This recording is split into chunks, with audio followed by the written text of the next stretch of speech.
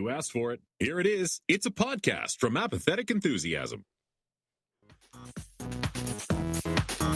In this episode, we talk about technical difficulties, our flops and flips, and all the fun that we're going to have. It's Apathetic Enthusiasm. Hi, Brandon. How are you doing? Hi. I'm doing pretty fantastic. But look at us. We finally got together on the same evening to record a podcast. No technical difficulties whatsoever. I want to tell a quick story right up on the top, right? I've had a busy 2 weeks, a lot going on. But you know, we recorded a podcast 2 weeks ago, as we normally do. I think it was a Monday night, if memory serves. And we talked about New Year's. We talked about all sorts of things.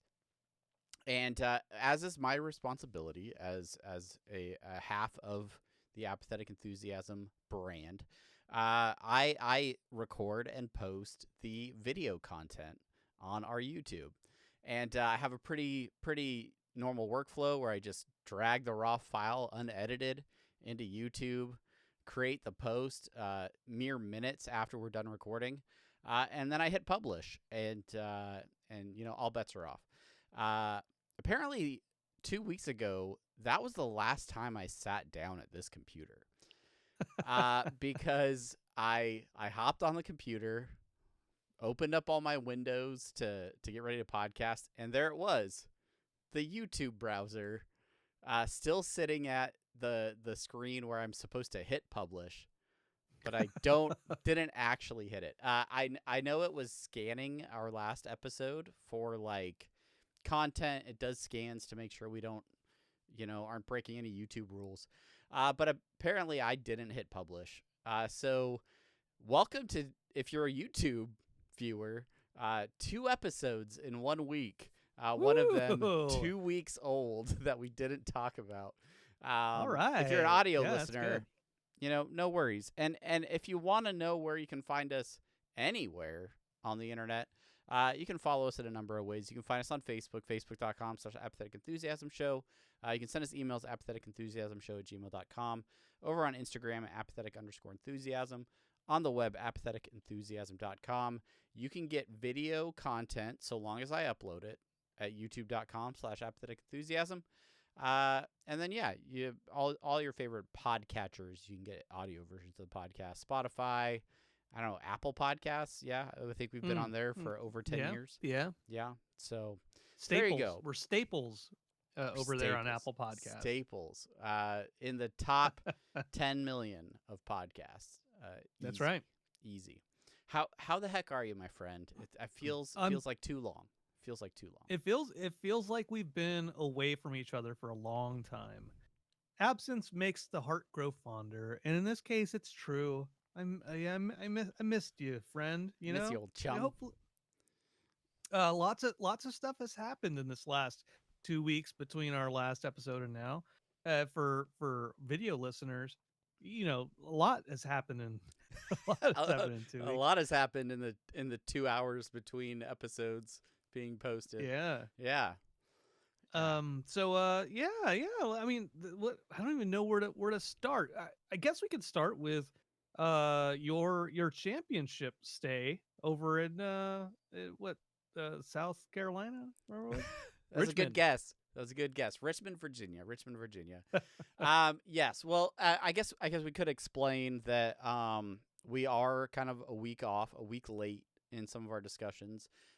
We both took exciting trips last weekend. I had like a 12.5-hour travel day last Monday, and then got home. My wife picked me up from the airport, immediately took my eldest to the doctor. She has been admitted all week. So, Monday night I was like, ugh, I'm tired. I'm here with my other 2 kids. Like, can we podcast tomorrow? We're like, yes, we can do it tomorrow. Then something came up tomorrow. Absolutely. And then something came up the next day. And then I was like, well, I'm at the hospital. I can't. And then finally, here we are Monday. The stars have aligned. But yeah, I was out of town for the Disney Lorcana Challenge. This is going to be a rather long Lorcana Minute. I reserve my right for extra time. But this is the Start the clock. Start the clock.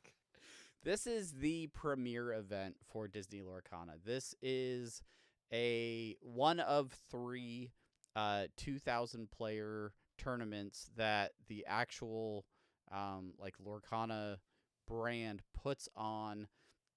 These have the best prizing. All of the most competitive players will attend and compete in these events, and it's your way to earn a seat in the national tournament, like the national championship, and potentially even worlds.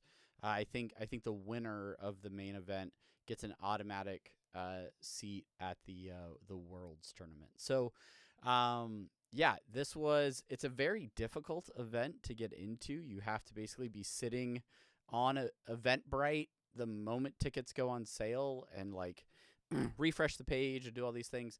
Thankfully, I was able to get 2 tickets, one for me and one for my son, to be able to compete in the main event. I have my competitor badge that is hanging out of frame and unfortunately is covered by other lanyards, but maybe I'll grab that in a second. But yeah, so we went to Richmond. The main event takes place over 2 days.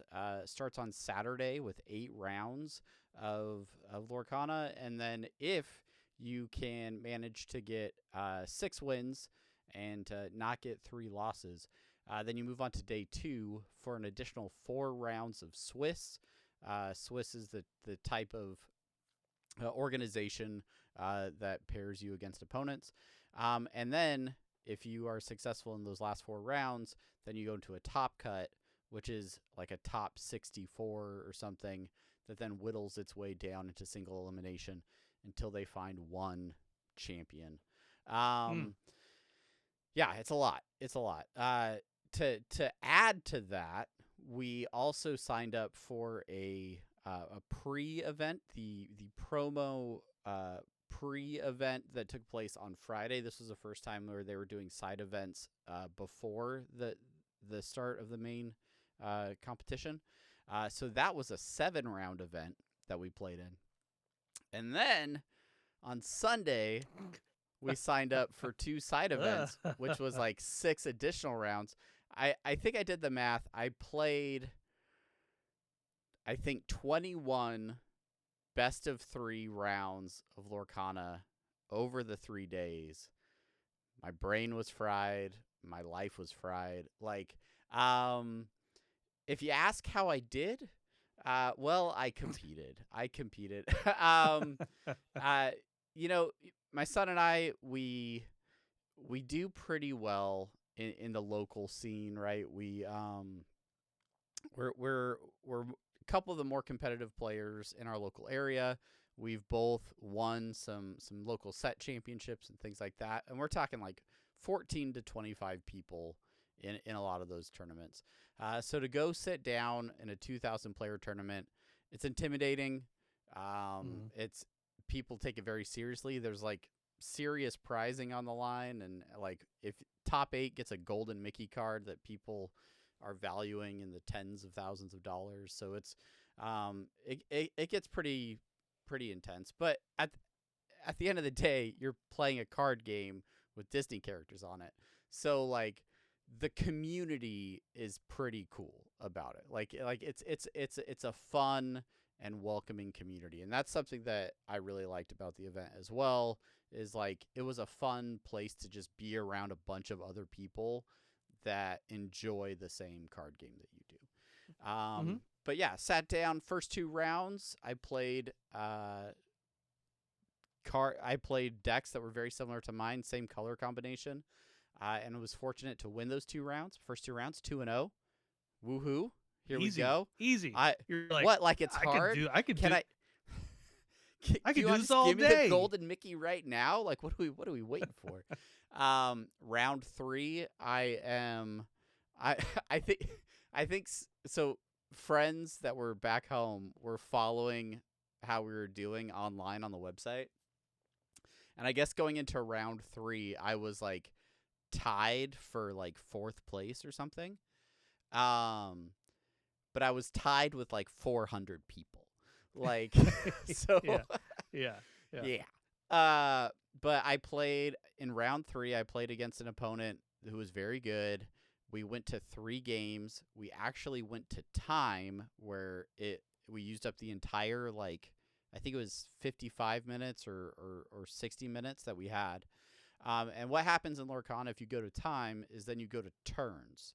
And what that means is the active player whose turn it is becomes turn 0, and then you have 5 turns for one person to win the game. So active players turn 0, they pass the turn, goes to the opponent, their turn 1. If it gets to the player that is on turn 5, if they have not successfully won the game and gotten to 20 points, then it becomes a draw, and you get a tie, which is not as many points, but it's not a loss, right? Going back and forth, there's different strategy kind of when you're playing in turns, because you have to be really aggressive to try and get that win, but that can also kind of make you vulnerable to your opponent. I made a critical mistake and miscounted the turns. I was turn 0, and my opponent put a die out and said, okay, we're on turn 0, and he put it on the 1. Because there's not a 0 on a 6-sided die. So he put it on the 1, and then we were turning it to turn 2, turn 3, and so on and so forth. And I was thinking we were 1 turn ahead of what we actually were. So when it got to my turn, or as it was about to get to my turn, and my opponent had not won, I thought I was the last turn, and thought, if I can't win on this turn, it's a draw. It's tied.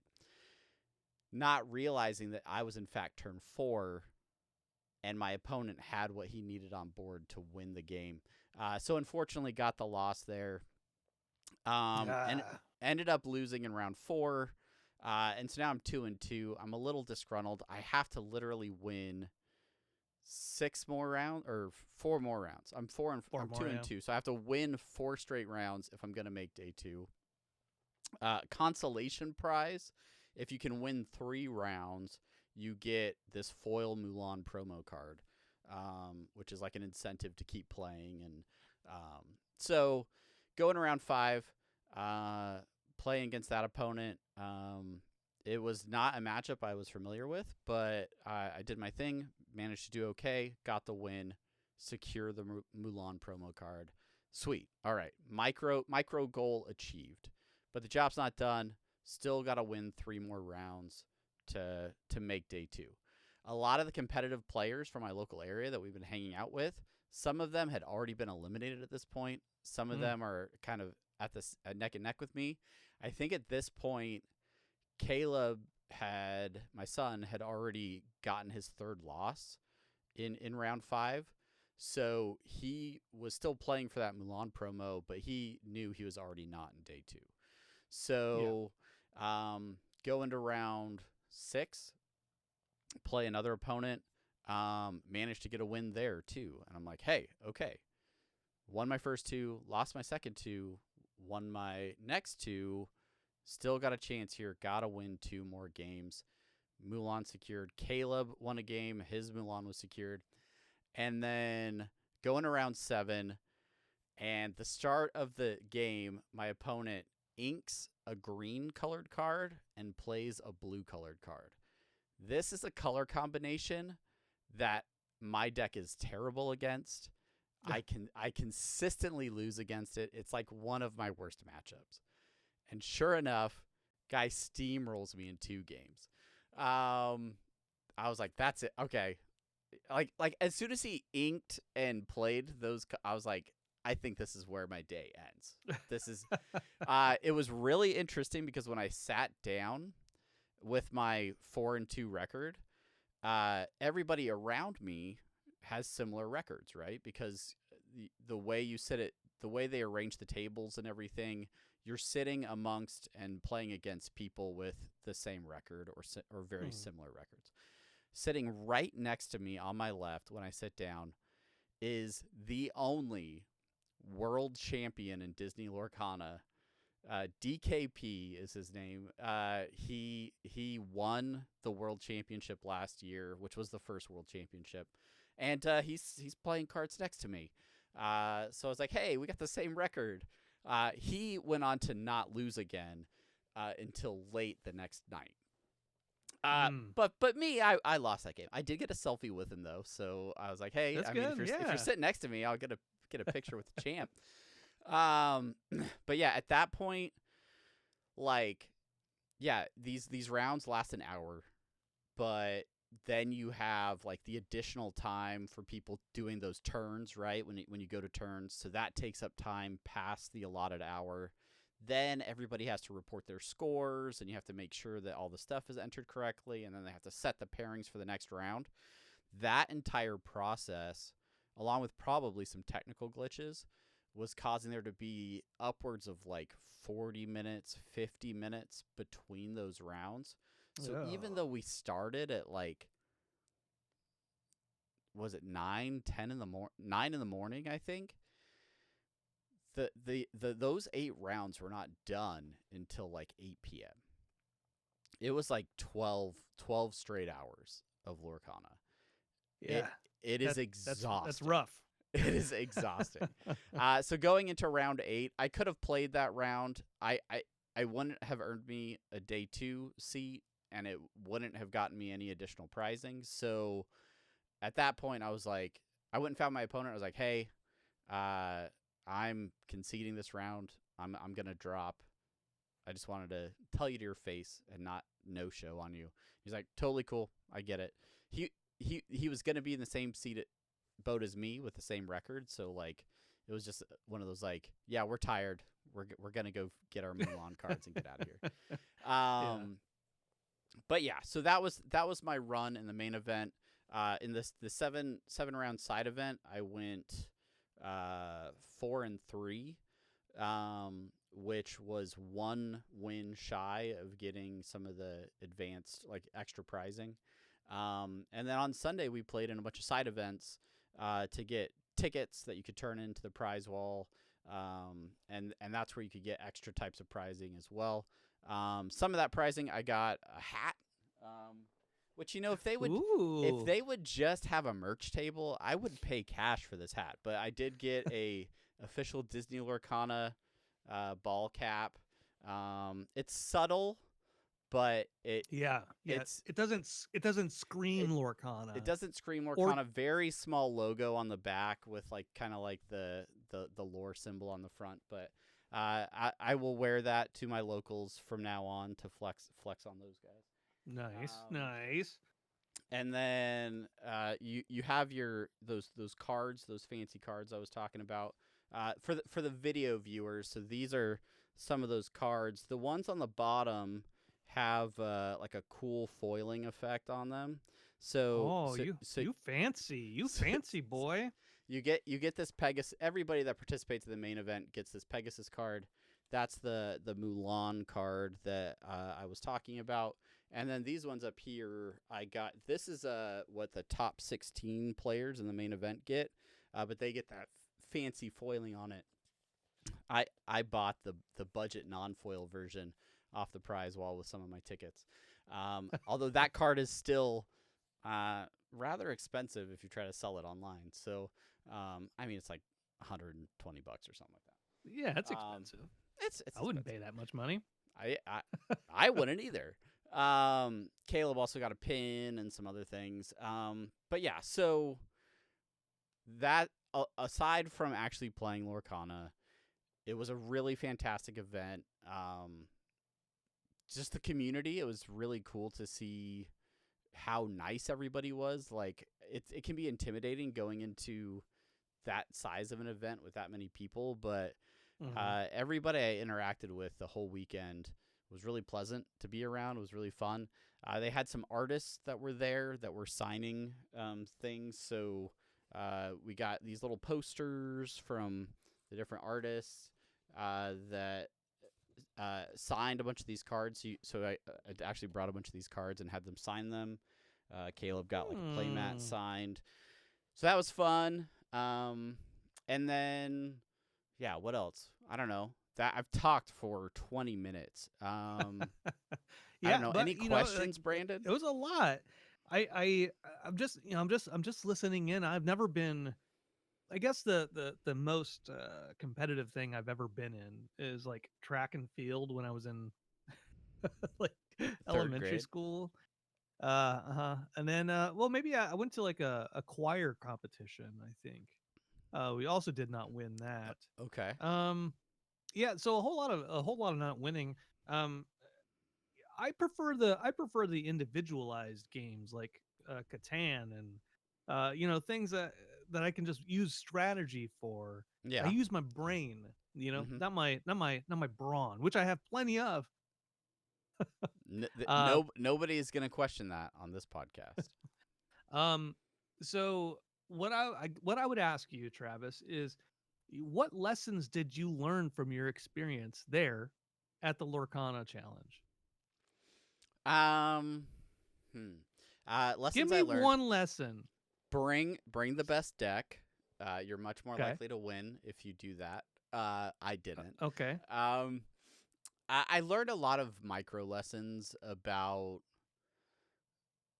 how to play better, how to deal with different scenarios in a game. Um, I learned about just the endurance it takes to compete in a Mm. tournament like that, and um, thankfully I was hydrating and I brought snacks and we ate when we could and things like that. But And um, you weren't drunk. I was not drunk. I was there. Okay. I was. Good. There was. I also learned I was very tired by the end of it, so that when the like 20 somethings that I knew were like, "Hey, all right, now we're gonna go out to dinner and hang out and do this afterwards," and I'm like, "I'm going to my hotel and I'm going to sleep. I'll see you tomorrow." 'Cause I am 40. Did Yeah. did you I guess a question I had more specific was you know, I had this thought of you going to this tournament, being with a lot of knowing at least a fair amount of people from your local area that you'd all played against and you'd all like were practicing against. Was there anything regional you noticed about the tournament? Did you notice that like I know there's a Lorcana meta and the changes here and there, but do you feel like you practiced too much on your local people? Um. I. I think that was a conversation that came up was like you rise to the level of your competition, right? And so when Caleb and I were just playing each other with our starter decks 2 years ago at the kitchen table, I just beat him all the time cuz like I had a little bit more understanding of strategy and we didn't have a lot to like play against. When we started going to local game stores, we just coincidentally started going to a place that had a little bit more casual environment. There were people that played, but they didn't play at a hyper competitive level. And so we got better playing against a variety of people, but we still weren't like winning like store set championships or anything or local tournaments. As we started to move around the city a little bit more and play in different groups and pay more attention to like the really good players and play where they were playing, we started to get better. But there is a cap, right? There's a cap to the best player in your local area might only be in the top 25% of a 2,000 player tournament, right? And as it turns out, from the nearly 10 people that I knew like regularly from my area that attended, only 2 of them made day 2. And both of them Mm. were out within the first like 2 rounds of day 2. So, yeah, I played against really good players. There were people there who just love Lorcana and like maybe they lived close to the Richmond area and they're like, "Hey, this is a convenient event for us to go to. Let's really try to get tickets." But they might not be hyper competitive. I didn't see anybody in the main tournament that was like, I'm still trying to figure out how to play. Like everybody like had a firm grasp on the rules and structure of the game and all that, but there were definitely times where I would sit across an opponent who like I knew what they were doing, and then like diagonal from me was a player where I was like, man, why didn't I get that matchup? Like I feel like that was maybe an easier person to get paired up against. Yeah. Not no slight on anybody, but that is when you have 2,000 people and like the matchups start randomly, and then you get paired up against people with similar records. The more you win, the harder it's gonna get, right? Because if you continue to win, you're playing against people with lots of wins that have been winning. And I think that's the interesting thing about that like Swiss format is if you win your first 4 games, like your competition's going to be tough and it's going to keep being tough. So yeah, it's just like that was interesting. I kept telling myself, yes, there are 2,000 players here. I only have to play 8 of them on Saturday. Right. And when I sit down and I lay out my play mat and I take out my little dice and I shuffle my cards, it's the same game I've been playing for 2 years. I'm just playing it against somebody that I didn't know yet. And maybe they had more practice. Maybe they were grinding out games online for hours and hours on end.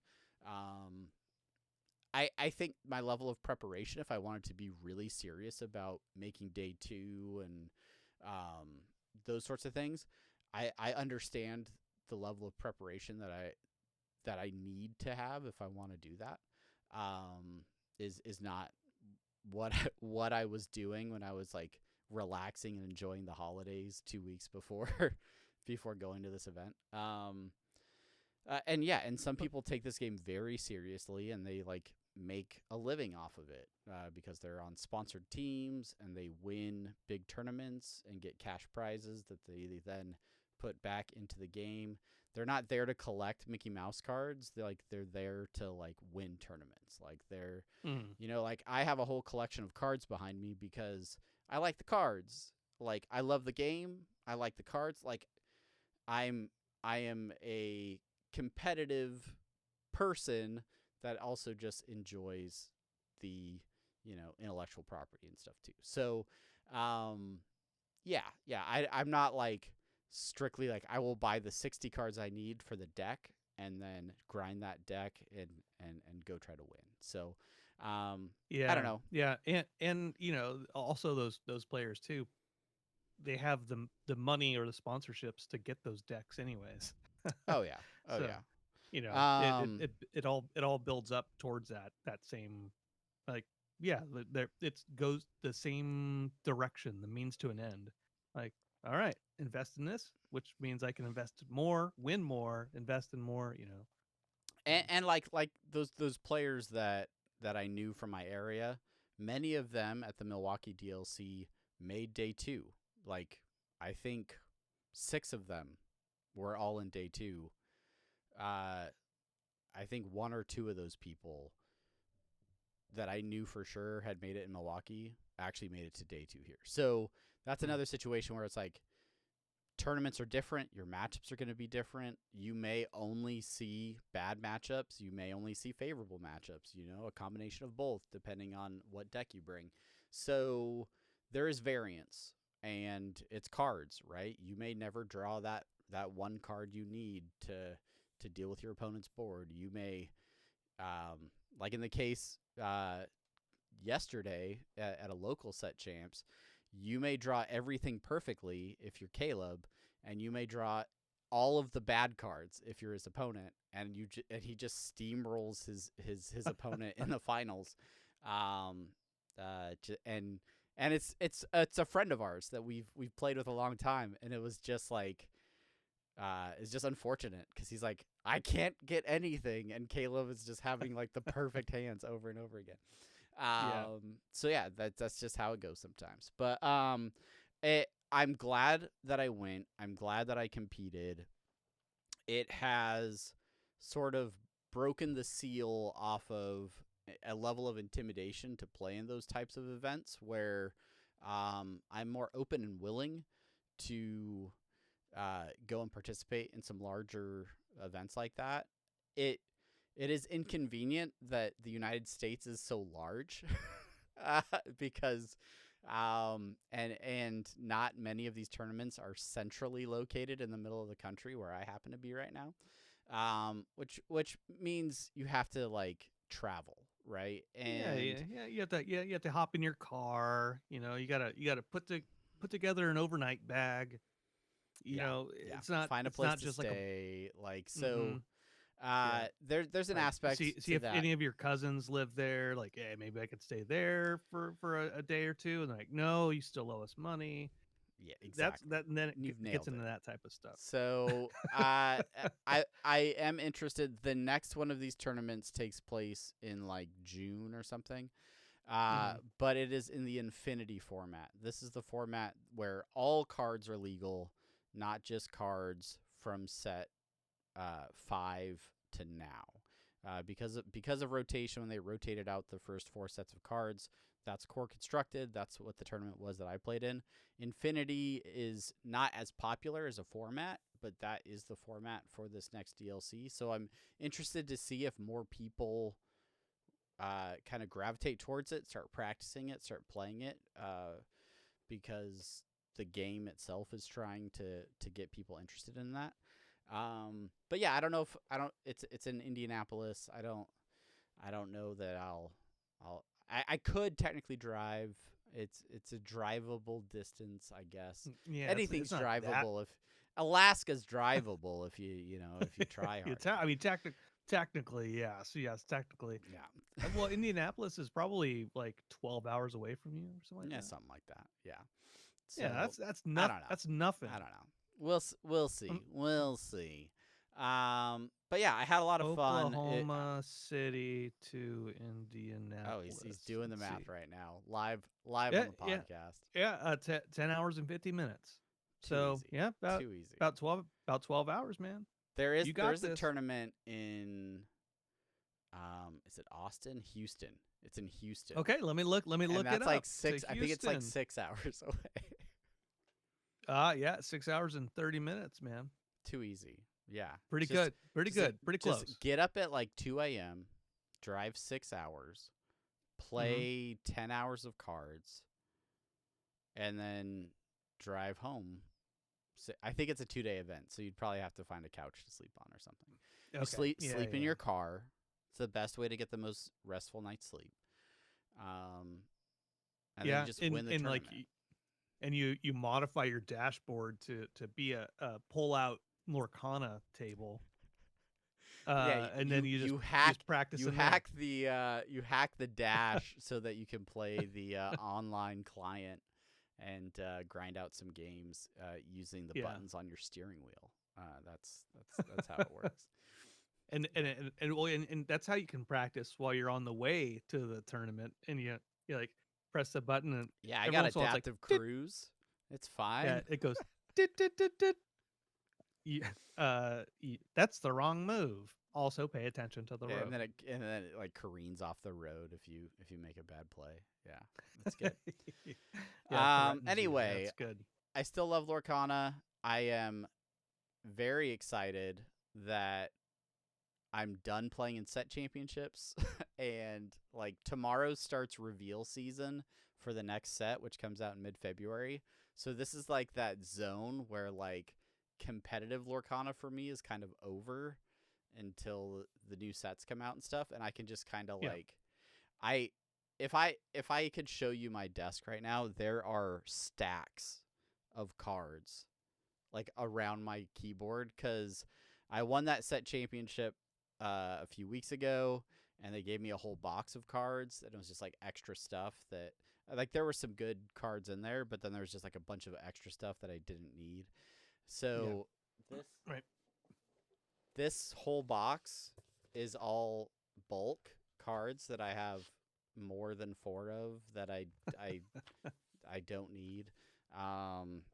It's too much cardboard.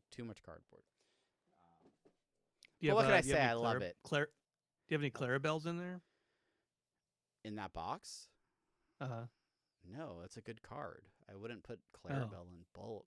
I will Okay. tell you. I'll tell you a story. Some of my friends in the local area, big card people. Longtime Pokemon and Yu-Gi-Oh folks. They've been in the biz for a while. And one person likes to collect enchanted versions, the highest rarity of many of these cards, and then they actually play with them in their decks, right? So, uh, a deck that could be, $300 to $500 suddenly becomes $1,000, $1,200 in value because they're playing all these really rare, hard to find cards. I'm hanging out at the venue on Sunday, and I'm kind of in between rounds in my side events. And one of the guys that's out there is like, "Hey, are you still at the venue? We're at our Airbnb. We're not coming back. I loaned somebody some cards. Would you be able to get them for me and bring them back?" I was like, "Yeah, sure. Yeah, no problem. Just tell me who it is. I'll be at this table. I'm playing this next round." It takes like 2 hours for this guy to find me, but eventually it's between rounds. I'm just sitting there with my son and one of our other friends, and this guy walks up. He's like, "Hey, Travis, right?" And I'm like, "Yeah, hey, so and so." And he's like, "Okay, here's the cards," and he just starts laying out probably like 15 cards, all of them either hollow foil or enchanted. The guy's laying out the equivalent of like $700 in front of me. He's like, "All right, let me take your picture next to these cards."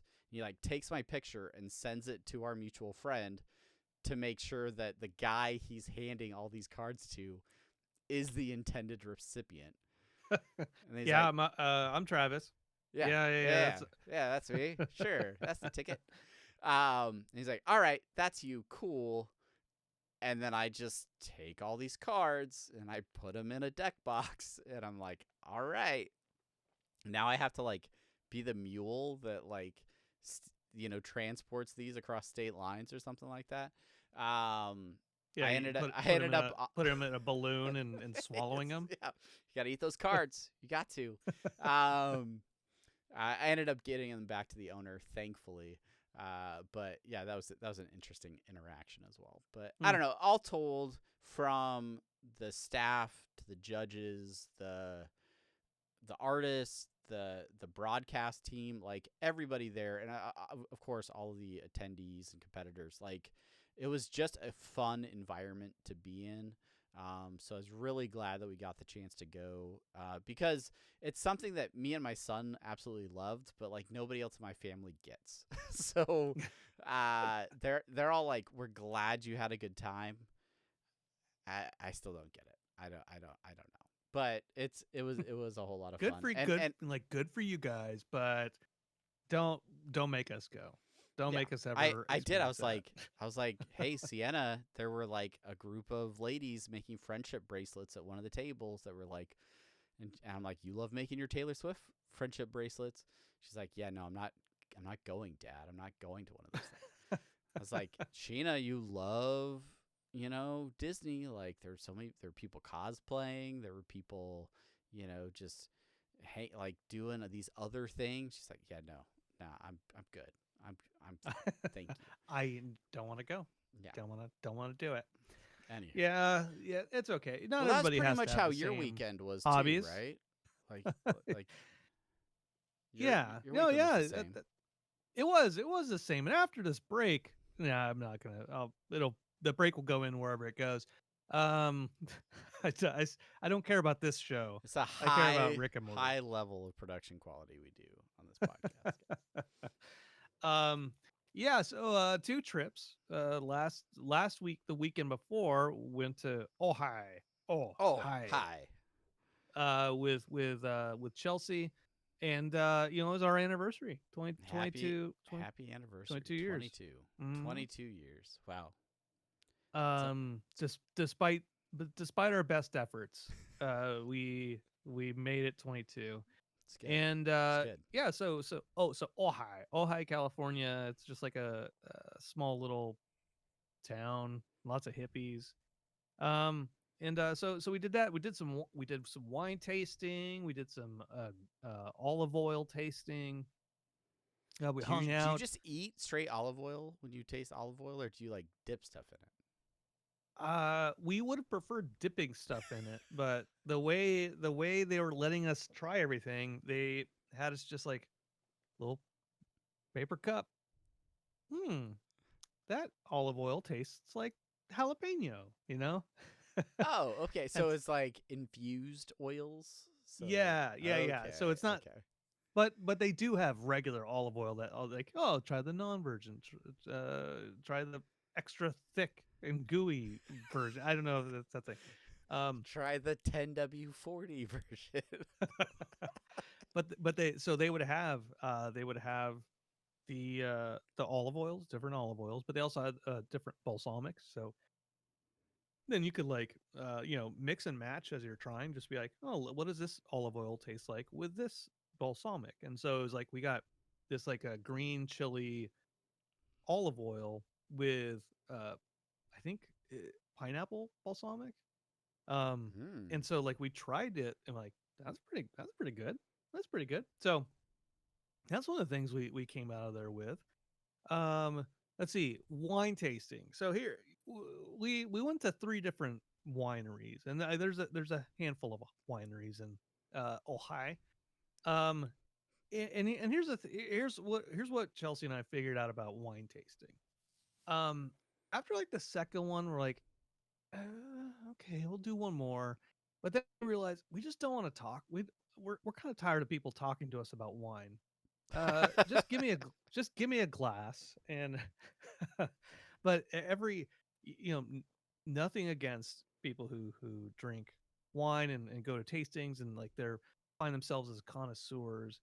uh After like each flight, each like wine tasting flight is like five different wines, so that's 15 things that we did, and every single one of those is just like a little pour, and then like, so this is the Sauv no, our regional Sauv Blanc. It comes from cocoa berry bees, and you can really taste the cracked pepper mixing in with the lenient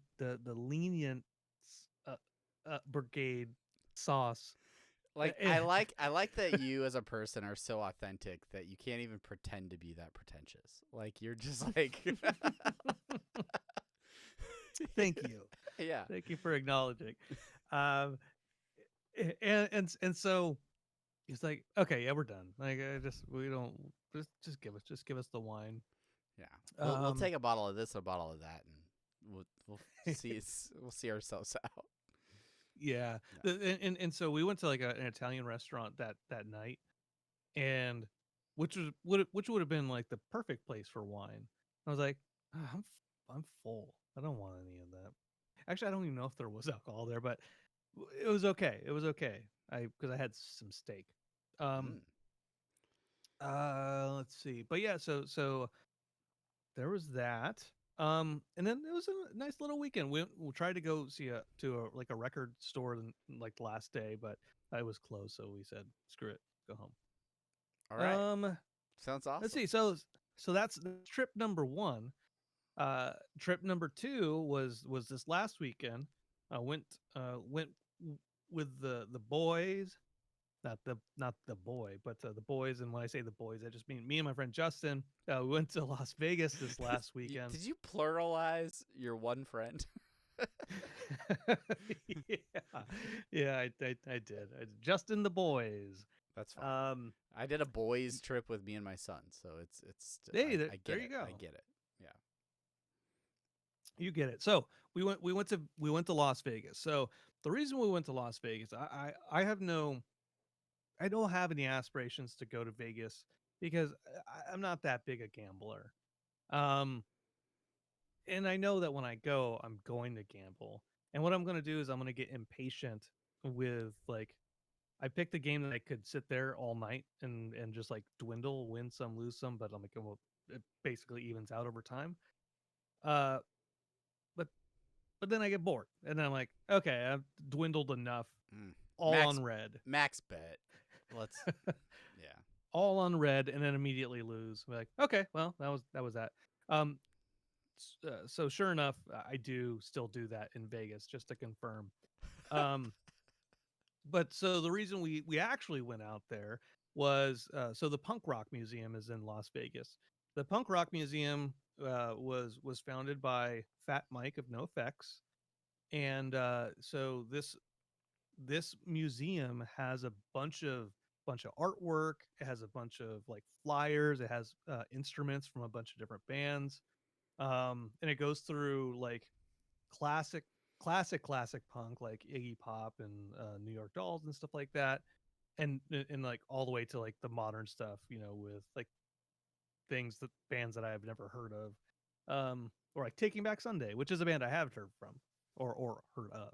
So, so they're really cool. So it goes in like different like eras of or areas of punk. So like, you got your New York, you got your East, you got your like West Coast, L.A. or San Francisco punk, and you got British Invasion, stuff like that.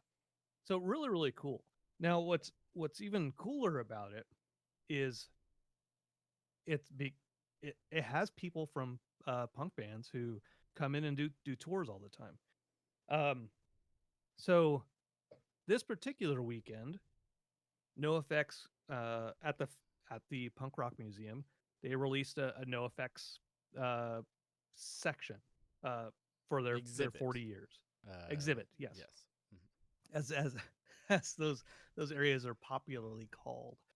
Um, so they had a NoFX exhibit, and so to help kind of kick this off, the weekend was the tours were run by the band members from NoFX. So on Friday, Fat Mike, El Jefe, the guitarist, one of the guitarists were giving a tour. When I signed up for this, when I went to buy the tickets, uh, I wanted to try to get the Fat Mike El Jefe tour, but it was sold out.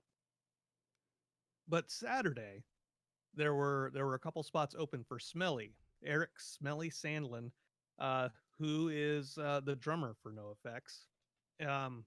And so Justin and I have met him a couple times. He will never remember us, but we see him at like Punk in the Park or these other shows, and it's like, okay, yeah, hey, he's got his Pickle Sticks surfboard company. He always has a booth there, so we always talk to him, and then he hits us in the nuts because that's what he does. Okay, so like, yeah, this is really cool. We'll go on a tour with him.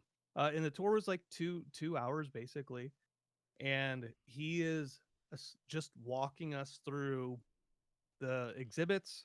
He doesn't. When you talk say to, us, like how many people are on this tour with you? Oh yeah, there's about like maybe 15, 20 people.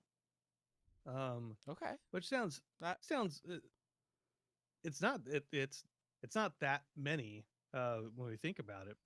And so like it's just him with us, 15, 20 people, like going through the exhibits, picking the things he wants to talk about, things that like it's not scripted at all. He's just yeah, basically like, yeah. he's like, I'm gonna see shit, and I'm gonna talk about it, and you might like it, you might not, but hey, this is what this is what we're doing. um and so it was really cool. I I thought he was so good at kind of giving tours, like well, giving tours, like, but talking about um his history with punk and what it means to him. Uh, like very sincere. It's like Yeah. very like the music and everything really means a lot to him. His time with NoFX has clearly meant a shit ton to him. He talked about like the other bands that they'd played with over the years, people they still talk to, things that they could have done, like he was Smelly was talking about this young band that they had just lost their drummer, like their drummer quit or whatever, and so they were like, hey Smelly, we need a new drummer. You wanna join us? He's like, no, I've got my own fucking band, I don't need your band. Like, thanks for asking, but that's not what I need to do. And instead they went with Travis Barker Hmm. Hmm. from Blink. And he's like, you know what? If I made some different choices, maybe I would have more money now. Uh, Ah. Ah. but then Yeah. like you're telling stories about like Hindsight is hmm, always yeah. 20, 2040. And he talks about 2026. like all these different these other like famous band people are out there. Like he knows the guitarist for the Misfits, and like uh and like walked past Danzig, and he's like, man, that and Eric Smelly is tall, and he's like, man, that's a short little dude. Just like want to give him a hug. Um, Jelly Biafra from Dead Kennedys. He knows like all the guys from Lagwagon. Um, just like in the middle of the tour, he was like, "Oh, hey, sorry guys, I got to take this. It's Jay Bentley from Bad Religion." And then he walked around the corner like, And then are you like, "Eh." oh, let me pick that up for you. Let me pick that name that you just dropped up real what, quick. what I thought honestly was like that was like a weird like, oh wait, oh, he's on the phone. Oh. No, he's not. He's right there. I thought that's what it was gonna be, but no, he legitimately was like, "Oh, I got it. He's calling me. I just gotta take this real fast." um. So yeah. So again, takes us all the way to the end. He said like some really cool things. Um. He's kind of this like uh, he's kind of this gruff old white dude. He's got a like kind of the cool ass mustache. Uh and like he's like he talks shit about different bands and people is like that's my opinion. That's just my opinion. uh so we get all there, it's two stories. On the second story there's like another exhibit. There's a vinyl shop up there, there's a tattoo parlor up there if you want to get a tattoo from the punk rock museum. uh and so around this last area, it's like shows a lot of newer punk bands. And I say newer, I think like the most recent was like Bowling for Soup or something like that. And Mm. I don't even Of can't Phineas even and count. Ferb title fame. Oh, uh-huh. Yeah. Cool. So we get to that section and he's like a little bit before that we take that back. Take a little bit before that, like got to the little segment where like his offspring and uh like Green Day. He's like, look, they never sold out. Just to be clear, these people didn't sell out. They didn't change their music to get popular. They got popular because of their music. Um and so but then he's like, but also this was like the death of fucking punk era for me. It's like, or it was all about polish and clean and stuff like that. So anyways, so then at the end, now I'm fast forwarding back to the end, there's a little area with like a VMA and Bowling for Soup, cost outfit and Taking Back Sunday and like Warp Tour, where I'm like, I don't recognize any of these fucking names. Um, but he was kind of saying that like, this is, you know who the fuck are these people? Like, it was like, oh, the Bowling for Soup, like it was a suit he wore at the Emmys or something, and he was voted like worst dressed uh, by Joan Rivers, and it was like, oh, that's real fucking punk, isn't it? And so as we walked away from that section, Justin was like, ooh, man, he's really opinionated about that. Uh, and then he's finishing up the tour and he's standing in front of a wall with like a crowd in the background, like a concert or whatever, right? Yeah. And the view is from up on stage. And so he's like, what I just said in there about all those guys, man, that's bullshit. Like that's a fucked up old man thing for me to say.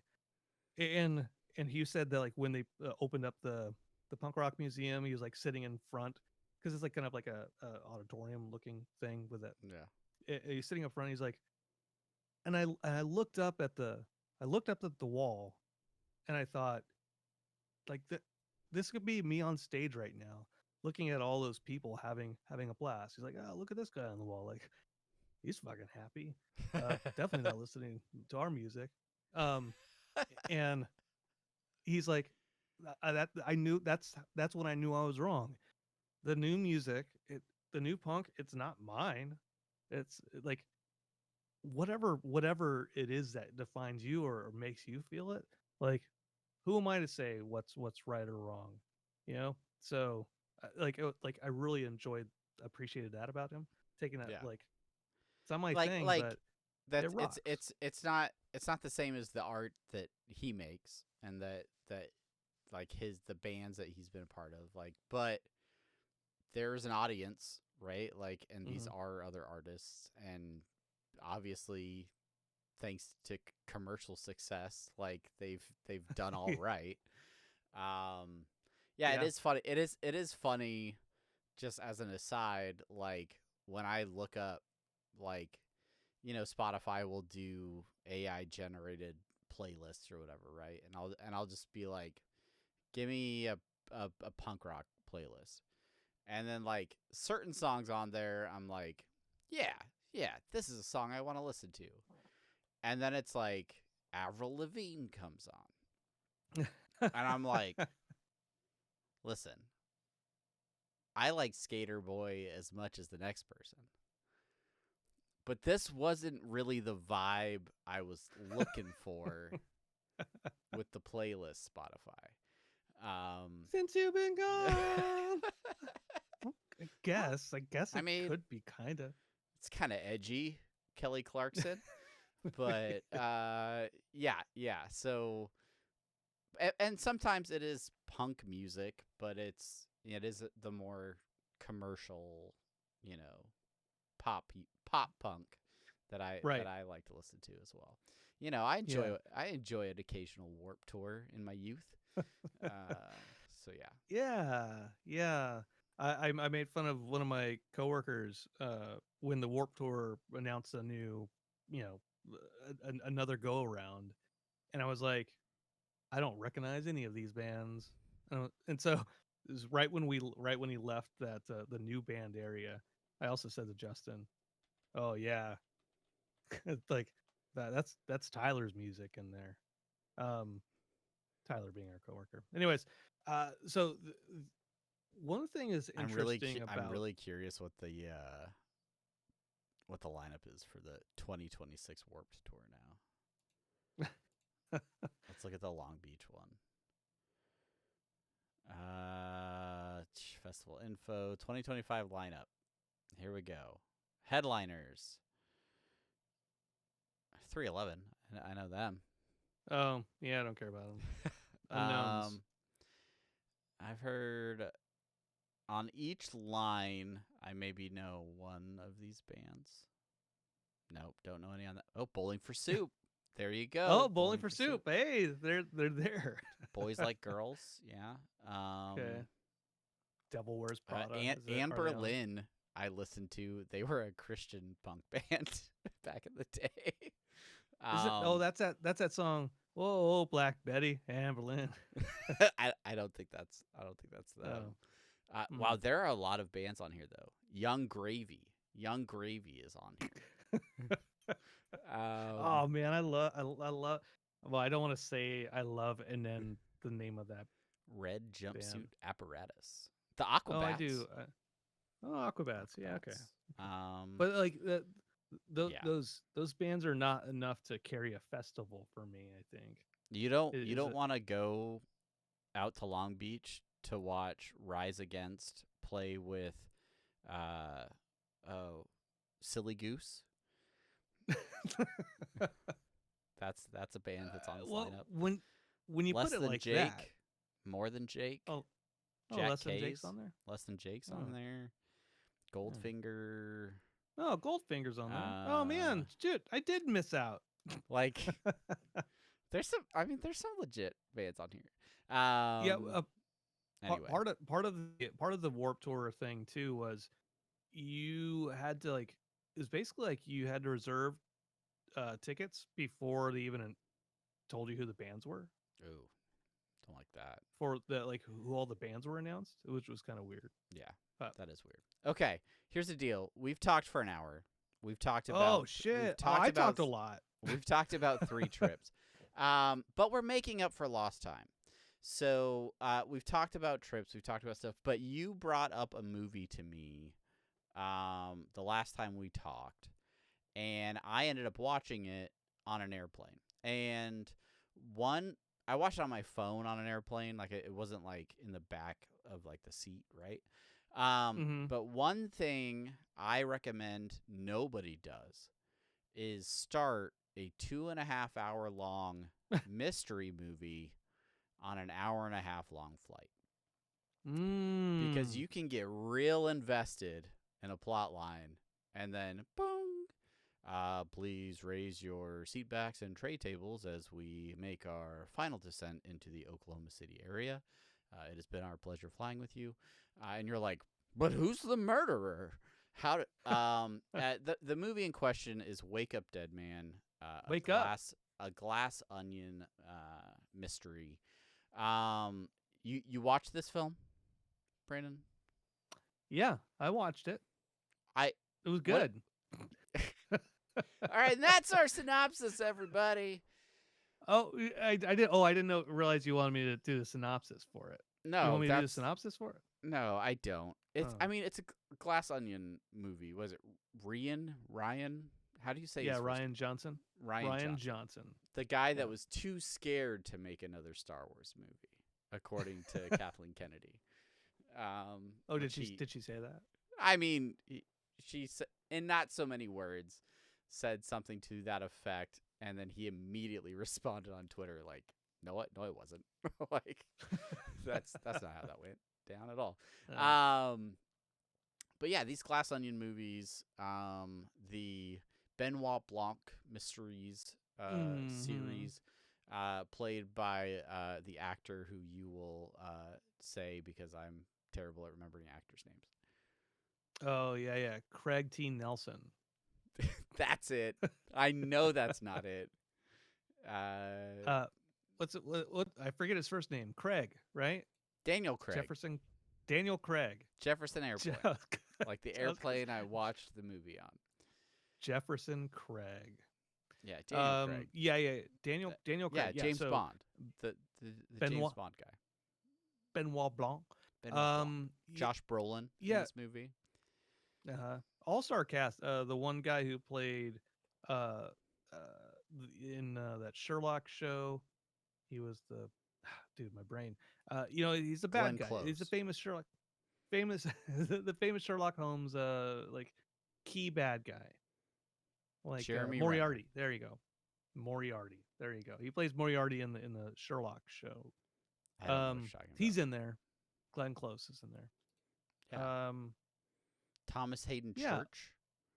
That's right. Yeah. Anyway, it's very and then a random guy.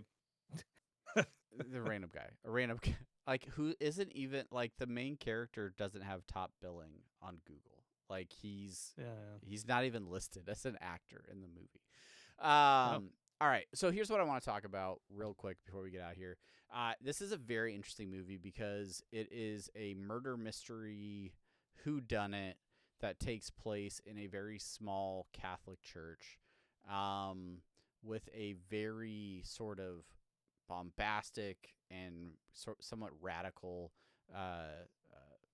priest at the center of the film.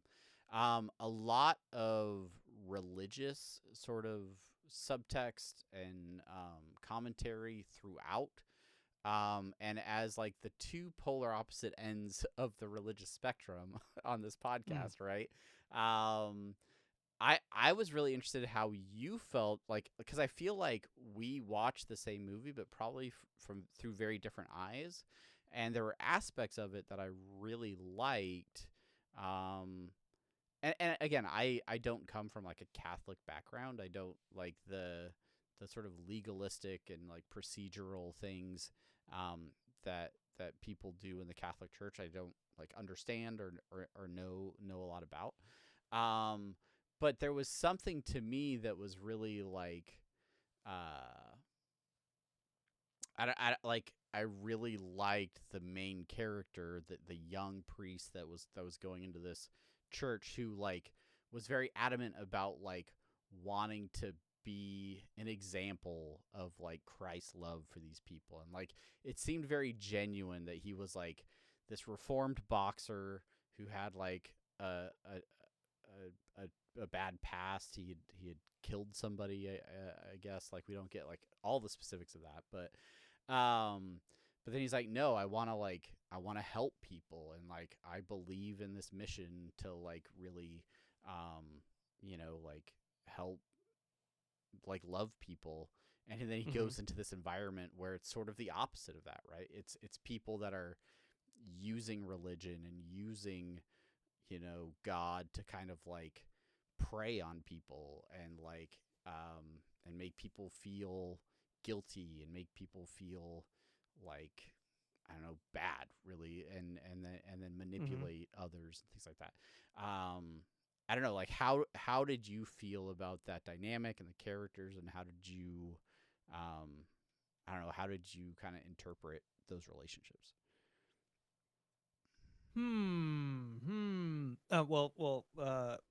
If I had to rate them in order, I would put this one at the third. It would be the third favorite of mine of the Okay. series, I guess. Sure. Uh,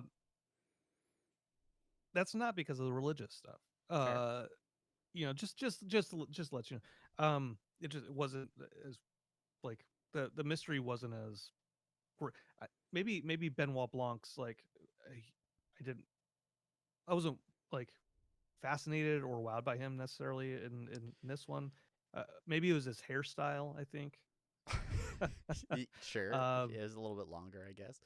I would say that like sort of that like concluding like monologue where he like lays everything out of like that he solves the mystery and kind of like I feel like this movie tried to like kind of like turn that a little bit, and like it felt like midway through the movie he was gonna like lay things out, and then it turns out not to be the case, and then there's like a misdirect of, oh, you thought this person was the killer, well no, it's actually this other person's gonna admit to it, and then, oh, he didn't actually admit to this, it was something else. And so like it wasn't as succinct maybe, but like and then there's like all this like weird kind of like it wasn't him solving it so much as like another character like just confessing to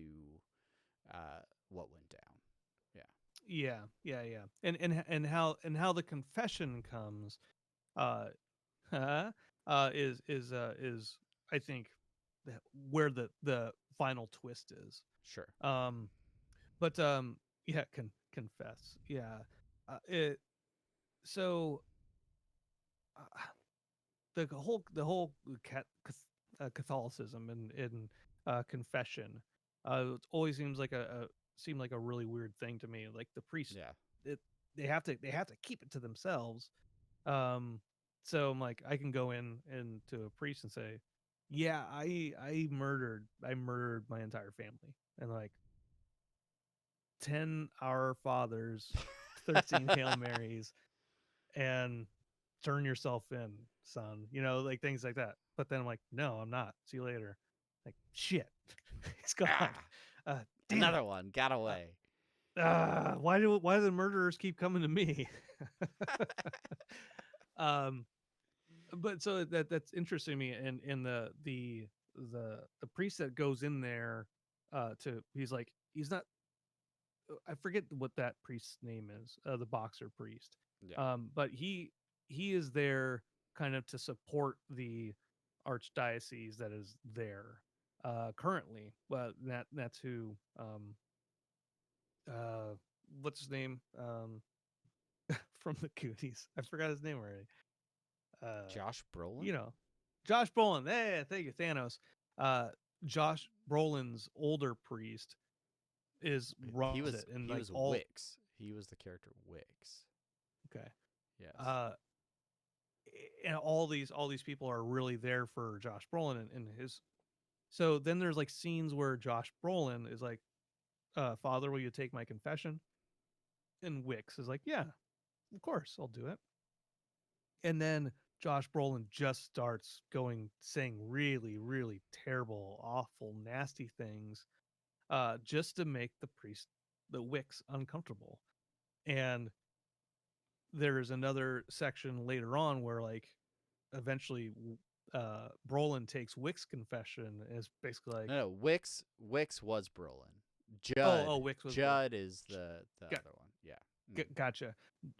So Judd has Wix take confession, and how quickly Wix breaks it is like uh is just like it the hypocrisy of some folks in there.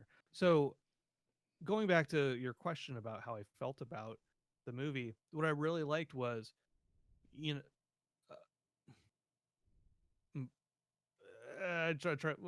if anybody's listening by now, not to listen for spoilers. So, spoiler territory for anybody who is still with us. Yeah, we're an Um, hour and 10 minutes into this. If you haven't watched Wake Up Dead Man, I recommend it. mhm. It's on Netflix. Go watch it. We're gonna talk about spoilers. Thanks for listening.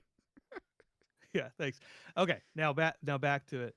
The With Benoit Blanc not changing his opinion of religion, Yeah, or like his belief or lack of belief, like not yeah, changing anything like that, still recognizing uh the good of Judd, and him truly believing, and believing in the power of belief, and like the good Catholics, right? yeah, yeah, Um, I like that aspect, because that's kind of how I feel about it. I yeah, don't believe. If I believe, then it'll be a cold day in hell. You know what I'm saying? just just kidding. Well, and it makes sense, because then I believe, and then there's hell. But uh,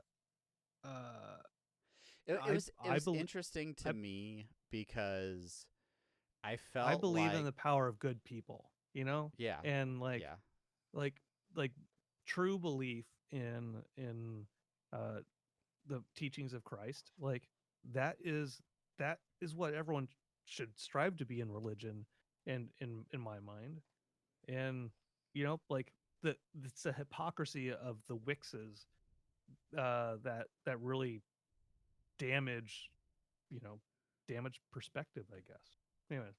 yeah. No, and I think that was what I really liked about the movie was um the director could have come out and made a statement about religion and been very much for or against, right, based on his personal beliefs or whatever.